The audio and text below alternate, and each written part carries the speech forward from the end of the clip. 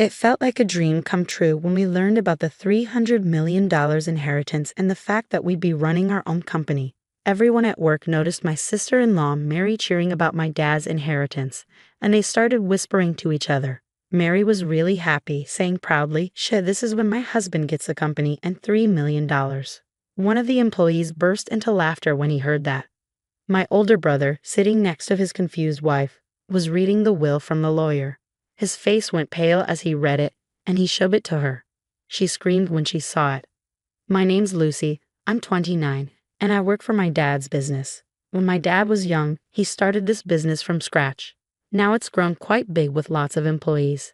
But when he started, he had to deal with a lot of debt, and even as a kid, I knew it was tough for him. Even as the business grew, I wanted to help out my mom, who mostly did office work. My parents told me to go to college and choose any career, but I always wanted to work for Dad's company. That was my goal after high school." Bob, who's been working here for a long time, was the first one to show me the ropes when I joined Dad's company. He taught me all about business without treating me differently just because I'm the boss's daughter. Thanks to Bob, I got to learn a lot about how the company runs.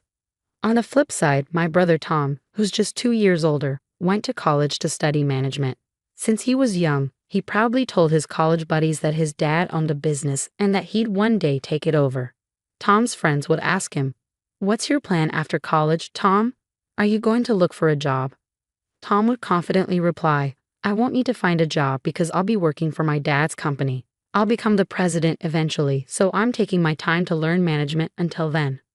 One of Tom's friends said, "So you're going to be the next president of the company?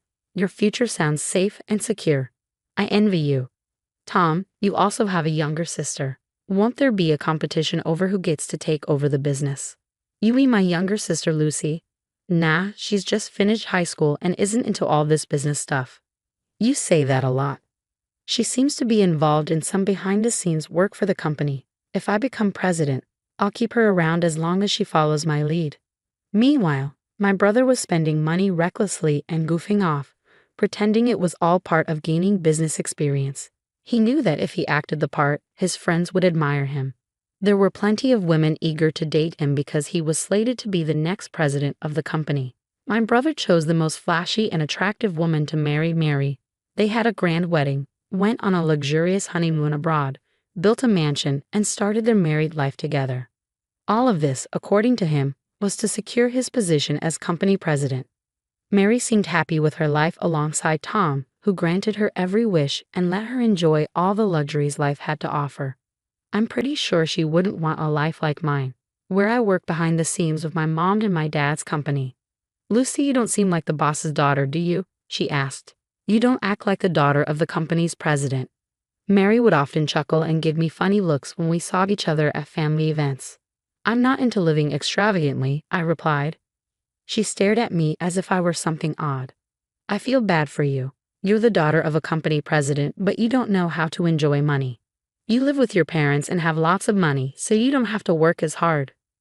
Plus, with your status as the president's daughter, shouldn't guys be chasing after you?" My brother nodded. "Yeah, that's right.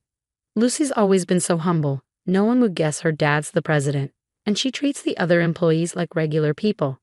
I'm still learning a lot about my job, and there's plenty I don't understand yet. Many of my coworkers are better at their jobs than I am, so I can't act like I'm in charge," I argued.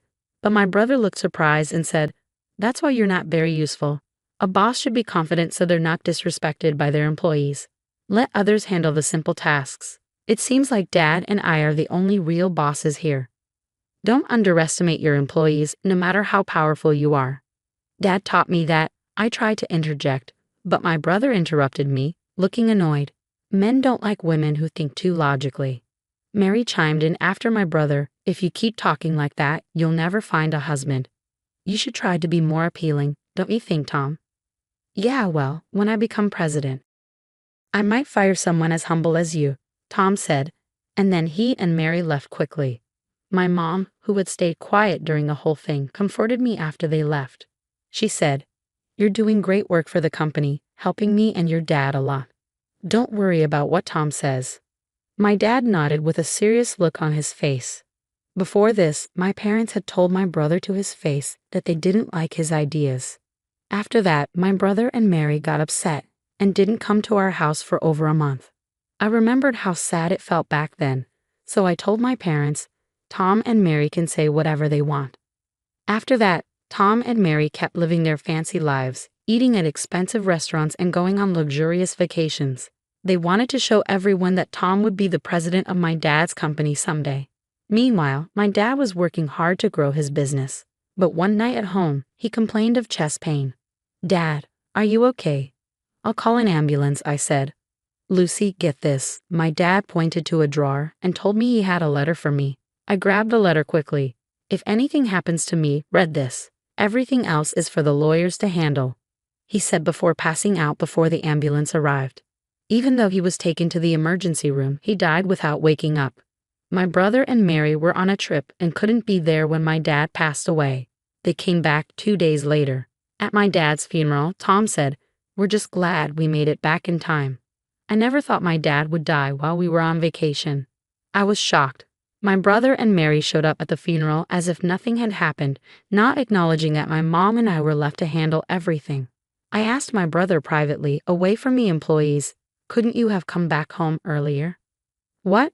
"I couldn't change our return flight," my brother replied without saying sorry, then turned to address the employees. "Thank you all for your help. From now on, I'll take my father's place with honor," Tom said. Mary looked around at the employees who had gone quiet and praised. That's exactly what Tom would do. Everyone's speechless because they're so impressed, right? It's expected, considering my dignity. With pride, my brother said to me, "Lucy, isn't the ceremony starting soon? Lead us there quickly." I was annoyed by his tardiness and arrogance, but I guided him and the employees to the meal ceremony table. Throughout the meal, my brother continued to act arrogantly. "Isn't the food quality questionable, Lucy? It's not befitting of our father's status as president. Mom and I already discussed it, and we agreed on the food. Plus, I don't mean you telling me what to do. This is why people don't understand what being president means," Tom said, giving orders not just to me but also to the other employees serving. "You're useless," he added. I hurried to intervene when he ordered Bob, a longtime employee, around. "Tom, that's too much. Don't disrespect Bob. He's not just anybody. Why should I act humble in front of a mere employee? They should respect me as the president," he argued. Mary joined in, backing Tom up. "Exactly, Lucy. Don't talk down to Tom, the company's president. If you keep disobeying him, he'll fire you. He's got the power," she warned. As my brother and his wife continued to speak loudly, a man suddenly appeared. "I apologize for interrupting. Your father asked me to handle his inheritance," he said. He was the lawyer our father had hired while he was still alive. Then I remembered my father mentioning the lawyer shortly before he passed away. It seemed like he had prepared for his death by speaking with a lawyer years before he got sick. My brother and Mary got excited when the lawyer mentioned inheritance. They welcomed him into their room eagerly. Tom said, "Thanks for coming. Let's finish this quickly." But as he talked to the lawyer, Tom started crying. Didn't Dad's inheritance amount to $300 million? When Mary heard this, she was thrilled. $300 million? That's a huge amount for a company that's ours. When the employees overheard this, they started whispering. Mary proudly announced to the morning staff, "Quiet. This is the moment when the company and its $300 million inheritance go to Tom." Hearing this, one of the employees burst out laughing.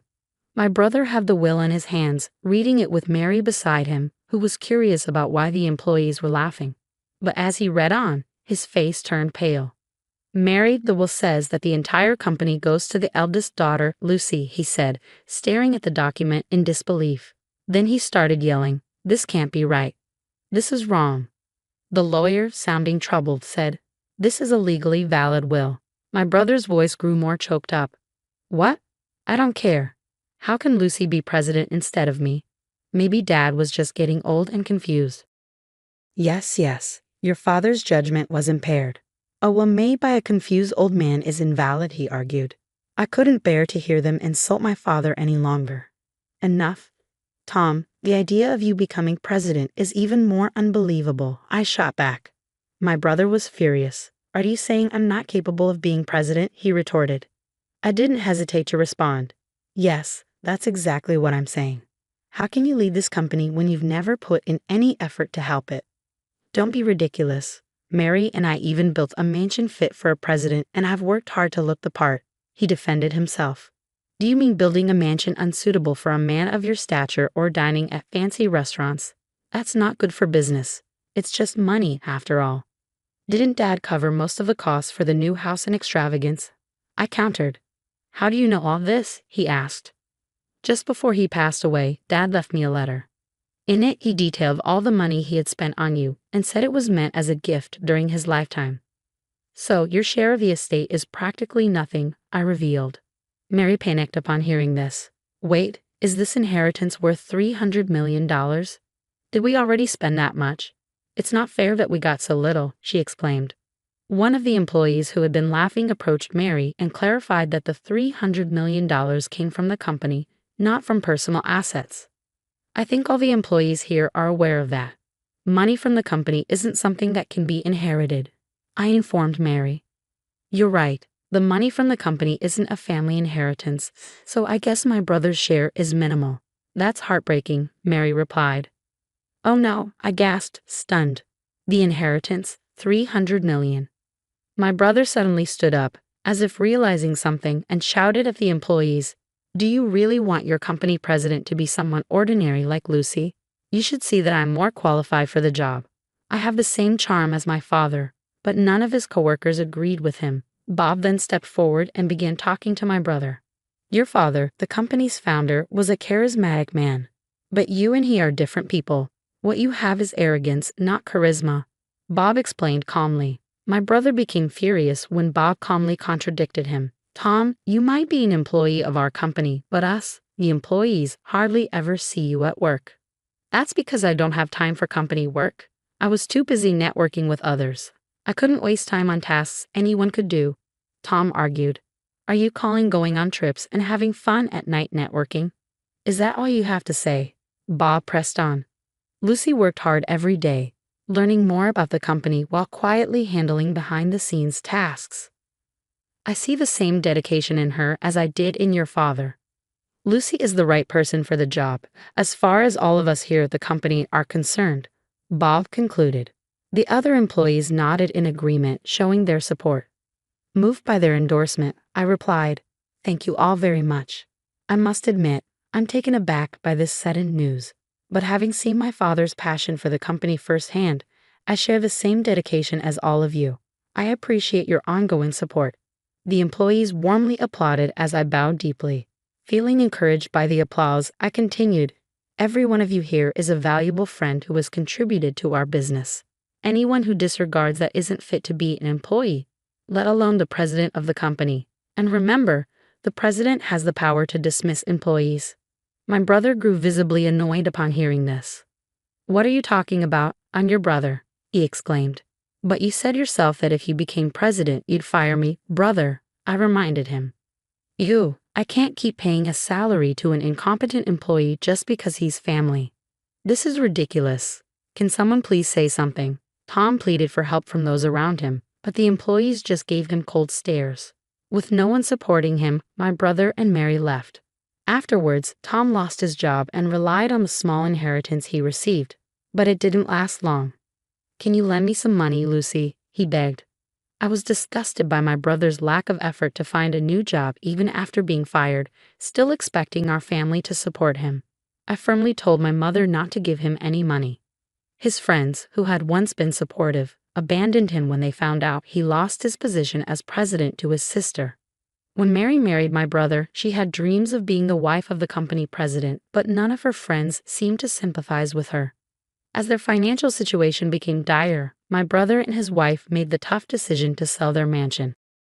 While the proceeds from the sale could have sustained them and restored their lavish lifestyle, their lack of income caused their savings to dwindle rapidly. When they eventually realized they needed to find work, they struggled to secure employment because they had never held jobs before. Tom eventually found a part-time job at a convenience store, where he struggles as it's unfamiliar to him. He faces criticism from younger part-time employees for his inadequate work. Mary also had to give up her role as a full-time housewife and now works as a cashier at a supermarket for a low monthly salary alongside the part-time housewives she used to mock. Meanwhile, I'm utilizing my experience from behind the scenes work to contribute to the company's growth. With the support of Bob and other employees, the company is steadily improving. Interestingly, my brother's situation has strengthened employee unity. I've made a promise to continue working with my mother to grow the business, aiming to bring more pride to my Father in heaven.